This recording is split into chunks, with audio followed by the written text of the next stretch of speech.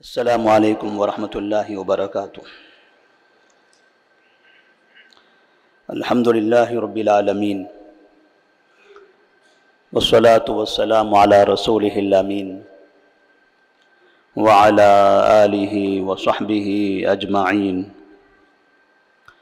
ومن تبعہم بإحسان الی یوم الدین، اما بعد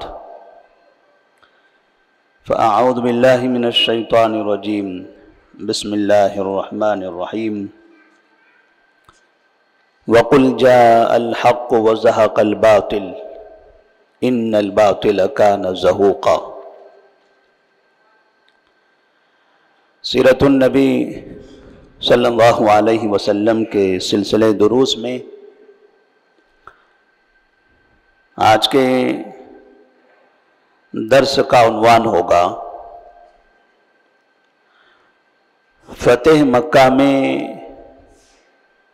نبی کریم صلی اللہ علیہ وسلم کے نشاطات۔ آپ صلی اللہ علیہ وسلم رمضان کی 20 تاریخ کو مکہ مکرمہ میں داخل ہوتے ہیں۔ اس کا تفصیلی واقعہ ہم نے کل کے درس میں بیان کیا تھا۔ آپ صلی اللہ علیہ وسلم نے داخل ہونے کے بعد کعبے کا طواف کیا اور کعبے کے اطراف میں جتنے بت رکھے ہوئے تھے، جن کی تعداد تقریباً 360 کے قریب تھی، ان سب کو آپ نے وہاں سے ہٹا دیا۔ کعبے کے اندر داخل ہوئے، وہاں اندر کی تصویریں آپ نے ختم فرمائی، وہاں 2 رکعت نماز پڑھی۔ اس کے بعد چاشت کا وقت آتا ہے، سورج آہستہ آہستہ اوپر جا رہا تھا، تو نبی کریم صلی اللہ علیہ وسلم ام ہانی بنت ابی طالب، نبی کریم صلی اللہ علیہ وسلم کے چچا کی بیٹی، چچیری بہن علی بن ابی طالب، علی رضی اللہ تعالیٰ عنہ کی بہن، تو نبی کریم صلی اللہ علیہ وسلم اپنی چچیری بہن ام ہانی کے گھر تشریف لے گئے۔ وہاں جا کر آپ نے غسل کیا اور 8 رکعتیں نماز پڑھی۔ بعض علماء نے اس کو چاشت کی نماز کہا ہے، اور علامہ ابن القیم رحمہ اللہ نے اس نماز کو فتح کی نماز کہا ہے کہ مکہ فتح ہوا، تو اس خوشی میں نبی کریم صلی اللہ علیہ وسلم نے وہاں پر 8 رکعت نماز پڑھی۔ اسی لیے کہتے ہیں کہ بعد کا طریقہ یہ رہا کہ جب بھی کبھی کوئی ملک، کوئی علاقہ فتح ہوا کرتا تھا، تو وقت کا بادشاہ یا خلیفہ یا جنرل، فوجی، گورنر، یہ لوگ اس جگہ پر 8 رکعت نماز پڑھا کرتے تھے نبی کریم صلی اللہ علیہ وسلم کی سنت کے مطابق۔ اسی ام ہانی بنت ابی طالب کے گھر میں 2 افراد چھپے ہوئے تھے۔ نبی کریم صلی اللہ علیہ وسلم کے پاس ام ہانی آئی اور انہوں نے کہا، یا رسول اللہ صلی اللہ علیہ وسلم، میں نے اپنے 2 دیوروں کو میرے گھر میں چھپایا ہے، اور میرے بھائی علی رضی اللہ تعالیٰ عنہ ان دونوں کو قتل کرنا چاہتے ہیں، اس لیے کہ انہوں نے زمانے جاہلیت میں جب مسلمان مکہ میں ہوا کرتے تھے تو بڑی تکلیفیں پہنچائی تھی، تو علی رضی اللہ تعالیٰ عنہ انہیں قتل کرنا چاہتے ہیں، حالانکہ میں نے انہیں اپنے گھر میں چھپا کر رکھا ہے، میں نے انہیں پناہ دی ہے، آپ سمجھا دیجئے۔ نبی کریم صلی اللہ علیہ وسلم نے فرمایا، قد اجرنا من اجرتی یا ام ہانی، اے ام ہانی، تم نے جس کو پناہ دے دیا اسے ہم نے بھی پناہ دے دیا، لہذا اب ان دونوں کو قتل نہیں کیا جائے گا۔ نبی کریم صلی اللہ علیہ وسلم اس کے بعد تھوڑا سا وقت گزرتا ہے، سورج زائل ہونے لگتا ہے تو ظہر کا وقت شروع ہوتا ہے۔ بلال رضی اللہ تعالی عنہ کو آپ صلی اللہ علیہ وسلم فرماتے ہیں، اے بلال، کعبے کی چھت پر جاؤ اور وہاں کھڑے رہ کر اذان دو۔ مکہ میں یہ پہلی اذان تھی، ابھی تک کہ اس سے پہلے کبھی اذان نہیں دی گئی، کیونکہ جب آپ صلی اللہ علیہ وسلم مکہ میں تھے تو ان دنوں میں اذان کا طریقہ ابھی شروع ہی نہیں ہوا تھا، نمازیں تو آ چکی تھی۔ تقریباً 10 نبوت کے بعد، ہجرت سے 2 سال پہلے کے قریب معراج کا واقعہ پیش آیا، 5 وقت کی نمازیں دے دی گئی تھی، نمازیں تھی 5 وقت کی، لیکن اذان نہیں تھی۔ جب آپ صلی اللہ علیہ وسلم ہجرت کر کے مدینہ گئے تو مدینہ میں تقریباً ہجرت کے دوسرے سال اللہ تبارک و تعالیٰ نے اذان کا طریقہ عطا فرمایا۔ تو اس طرح اذان دینے کا طریقہ وہ مدینہ میں شروع ہوا تھا۔ تو یہاں پر فتح مکہ میں سن 8 ہجری کو جب آپ مکہ میں داخل ہوئے ہیں اور پہلی فرض نماز ظہر کی نماز کا وقت ہو رہا تھا تو بلال رضی اللہ تعالیٰ عنہ سے کہا گیا کعبے کی چھت پر جاؤ اور وہاں جا کر بلند آواز سے اذان دو۔ بلال رضی اللہ تعالیٰ عنہ نے کعبے کی چھت پر جا کر اذان دی۔ جب اذان ہو رہی تھی اس وقت کعبے کے بازو میں، باہر کی طرف کعبہ چاروں کونے ہیں، تو اس طرح اس کے بازو میں نیچے 3 افراد بیٹھے ہوئے تھے۔ ایک کا نام ہے ابو سفیان بن حارث، اور ابو سفیان بن حرب بن امیہ، ابو سفیان رضی اللہ تعالیٰ عنہ جن کا قصہ مشہور تھا، اور دوسرے تھے عتاب بن اسید، اور تیسرے حارث بن ہشام۔ یہ بڑی عمر کے لوگ، بڑے افراد مکہ کے، یہ لوگ کعبے کے بازو میں بیٹھے ہوئے تھے، بلال چھت پر سے اذان دے رہے تھے۔ تو عتاب بن اسید نے کہا اذان سننے کے بعد کہ لقد اکرم اللہ اسیدا الا یکون سمع هذا فیسمع منہ ما یغیظہ۔ عتاب بن اسید اپنے باپ اسید کے بارے میں کہتے ہیں اللہ تعالیٰ نے اسید کو اس چیز سے محفوظ کر لیا کہ اسے یہ سننا نہیں پڑا، یہ آواز اسے سننی نہیں پڑی، ورنہ اگر یہ آواز وہ سنتے تو ان کو کتنی تکلیف ہوتی۔ کافر تھے یہ، اذان سننے کے بعد تکلیف ہونے لگی۔ اسے سمجھ میں آتا ہے کہ بعض لوگ ہیں ایسے دنیا کے اندر، ایسے ہوتے ہیں جنہیں اذان تکلیف دیتی ہے، اس لیے کہ ہم جانتے ہیں کہ جب کسی جگہ پر شیطان ہو تو وہاں اذان دی جاتی ہے، اور شیاطین اذان سن کر بھاگتے ہیں۔ حدیث میں شیطانوں کا ذکر ہے کہ جہاں تک کہ اذان کی آواز جاتی ہے شیطان وہاں تک کہ دور بھاگتا رہتا ہے۔ اب اگر کسی شہر میں ہر جگہ ہی اذانیں ہونے لگے تو بیچارہ کہاں بھاگے؟ ادھر سے بھاگا پھر ادھر سے اذان ہوئی، ادھر سے بھاگا پھر ادھر اذان ہوئی، ادھر سے بھاگا، اس طرح بس گھومتا رہ جائے۔ مطلب یہ ہے کہ اذان سے شیاطین کو تکلیف ہوتی ہے۔ اگر انسانوں میں بھی شیطانی صفت کے افراد ہوتے ہیں تو انہیں بھی اذان سے تکلیف ہوتی ہے، ورنہ عام طور پر لوگوں کو اذانیں اچھی ہی لگتی ہے۔ اللہ تبارک و تعالیٰ کا کی دعوت، اللہ تعالیٰ کی طرف یہ دعوت ہے۔ تو عتاب بن اسید نے اس طرح سے بات کہی تو ان کے جو دوسرے ساتھی تھے حارث بن ہشام، اس نے کہا اما واللہ لو اعلم انہ حق لاتبعتہ، قسم اللہ کی اگر مجھے یہ معلوم ہوتا کہ یہ صحیح ہے، یہ اذان اور یہ دین، یہ اسلام، یہ جو باتیں کہی جا رہی ہیں اور یہ محمد، تو لاتبعتو، میں ضرور ان کو مان لیتا۔ اگر مجھے پتا چلتا کہ یہ صحیح ہے تو میں برابر ان کی پیروی کرتا۔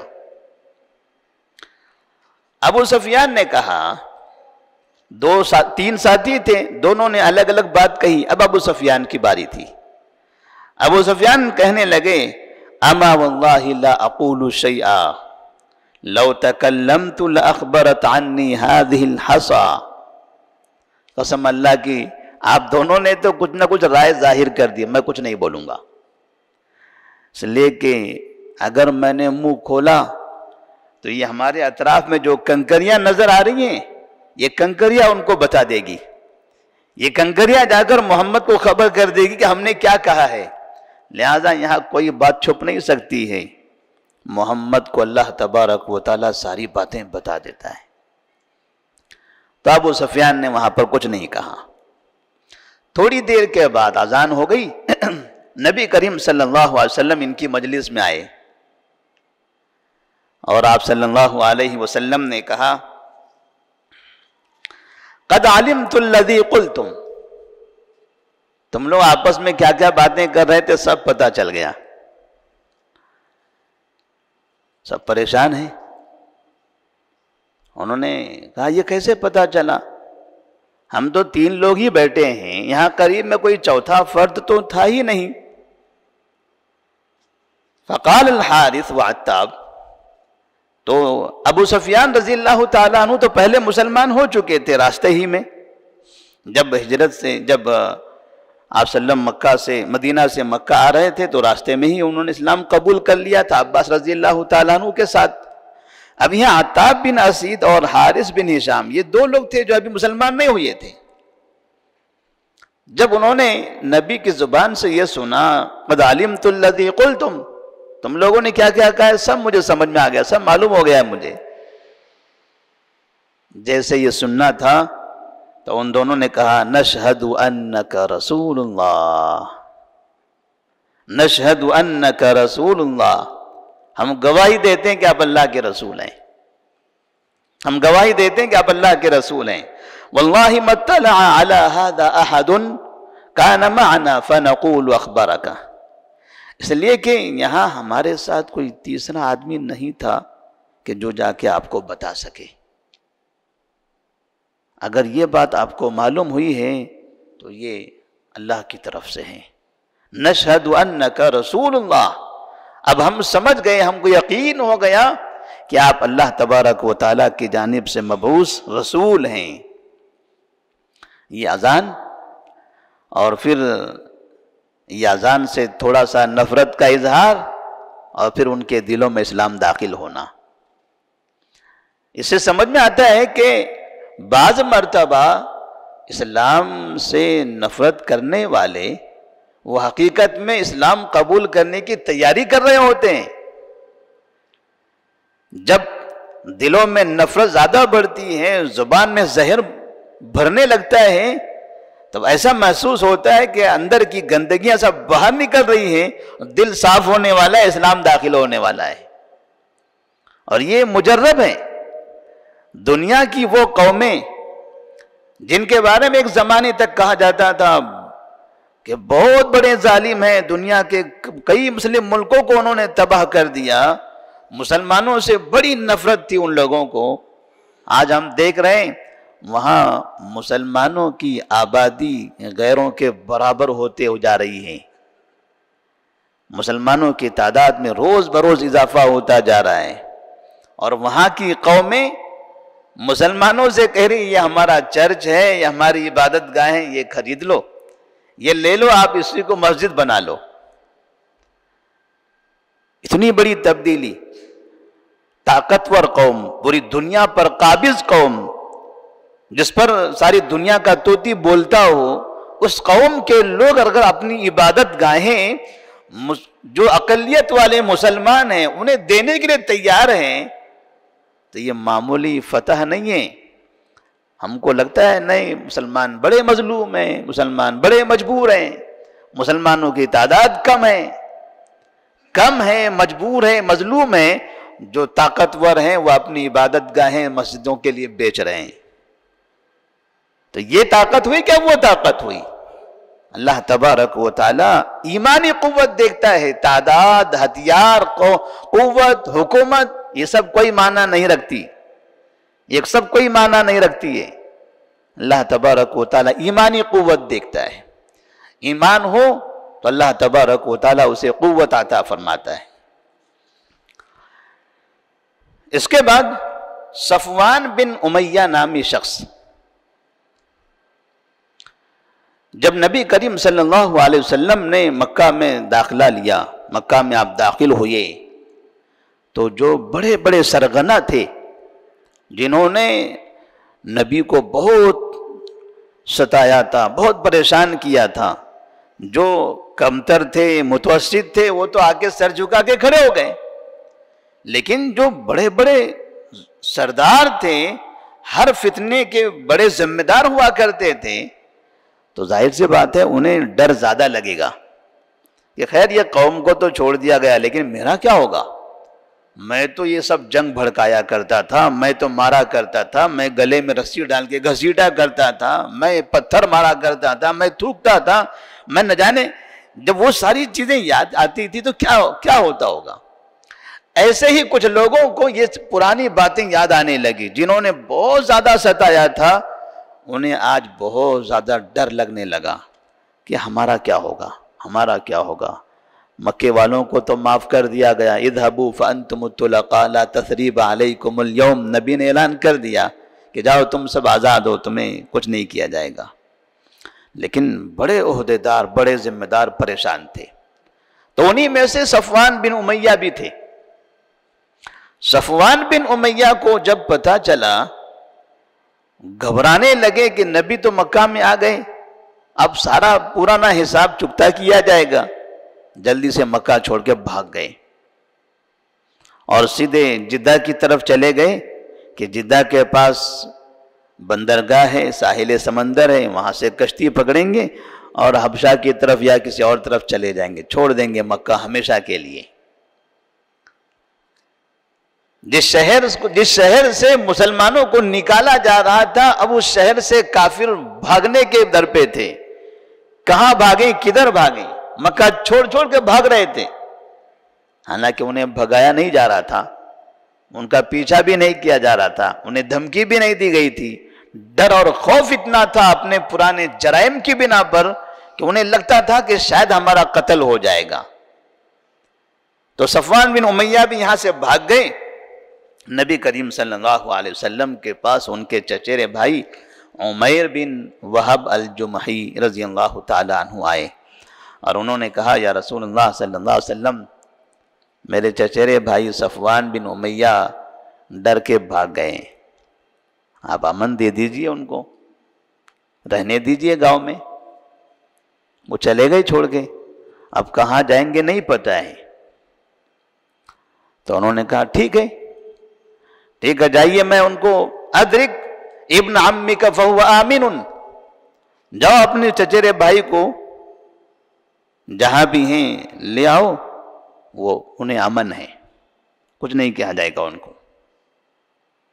لیکن عمیر بن وہب الجمحی نے کہا اتنا ڈر اور خوف طاری ہو چکا ہے، میرے کہنے سے وہ شہر میں نہیں آئیں گے، تو ایسی کوئی نشانی تو دے دیجیے آپ کی، تاکہ میں یہ دکھا دوں کہ دیکھو میں نے نبی کی یہ چیزیں لے کر آئی ہیں، تاکہ آپ کو بھروسہ ہو سکے. تو آپ صلی اللہ علیہ وسلم نے انہیں اپنا عمامہ یا چادر دی، کہا کہ جاؤ یہ میری چادر یا عمامہ لے کر جاؤ اور صفوان بن امیہ کو بتا دو اور لے کر آ جاؤ. عمیر بن وہب جمحی رضی اللہ تعالیٰ عنہ اب یہ جدہ کی طرف دوڑے جا رہے ہیں. راستے بھر تلاش کرتے کرتے ایک جگہ پر صفوان سے ملاقات ہوئی. صفوان نے دور سے دیکھا عمیر آ رہے ہیں، کہا دور رہو، میرے نزدیک نہیں آنا تم نے.